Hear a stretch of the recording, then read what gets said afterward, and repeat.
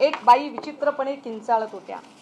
बाईंचा तसा तो नाद आहे, बाई तशाच वागत राहतात, बाईच्या स्वभावाला औषध नाहीये. सोशल मीडियावर खूप धुमाकूळ चालू असताना अनेक लोक म्हणत होते की झोपडपट्टीतली भाषा वापरली, झोपडपट्टीसारखं बोललं जातंय. परंतु अत्यंत विनम्रतेने सांगितलं पाहिजे की झोपडपट्टीला सुद्धा एक क्लास असतो. झोपडपट्टीतली लोक भलेही गरीब असतील, परंतु ती लोक आपलं इमान विकणारी नसतात. त्यामुळे कृपया वाघबाईंबद्दल बोलताना झोपडपट्टीचे उदाहरण कुणी देऊ नयेत.